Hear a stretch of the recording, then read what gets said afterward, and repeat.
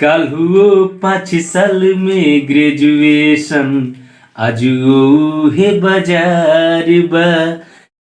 नमस्कार, हम गायक राजन सिंह और आज बिहार के शिक्षा स्तर पे तनी कुछ बात कल जाओ। और शिक्षा स्तर भी का मतलब कि थोड़ा सा बात कल जी ग्रेजुएशन के बारे में। जो स्थिति चलत आ रहा बा आज कई साल से बिहार में ग्रेजुएशन के जौन बेसिक यूनिवर्सिटी बाड़ी सन बिहार के का सिचुएशन बट हो सबके वही पे थोड़ा सा कुछ मन कैले सब गुना देवे के।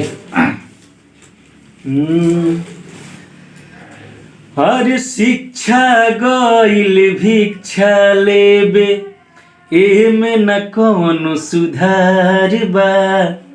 शिक्षा गइल भिक्षा लेबे, एमे न कौनो सुधार बा।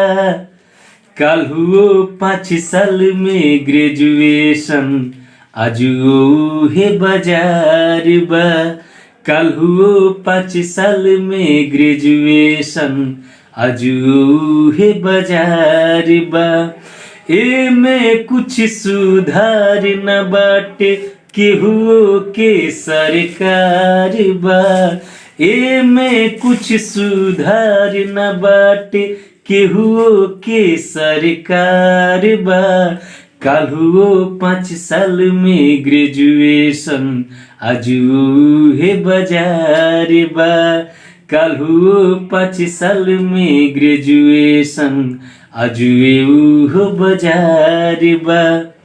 और समय के, शिक्षा के और नौकरी के भी ये तीनों चीज के संबंध लेके अभी जो नया मुद्दा चल रहा बा।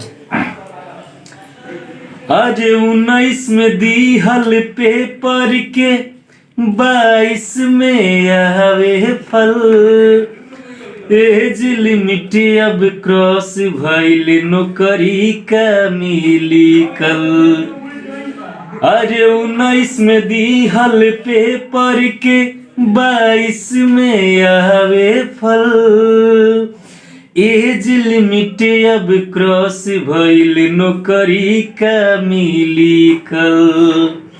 बड़ बड़ सीट रिजर्व होखता, इहे समाचार बा। बड़ बड़ सीट रिजर्व होखता, इहे समाचार बा। काल हुओ 5 साल में ग्रेजुएशन, आज हे बाजार बा। काल हुओ 5 साल में ग्रेजुएशन, आज हे बाजार बा। एमे कुछ सुधार न लौके, केहू के सरकार बा। काल हुओ 5 साल में ग्रेजुएशन, आज हे बाजार बा। काल हुओ 5 साल में ग्रेजुएशन, आज हे बाजार बा। धन्यवाद। मिलल जी फिर कोनो नया मुद्दा पे।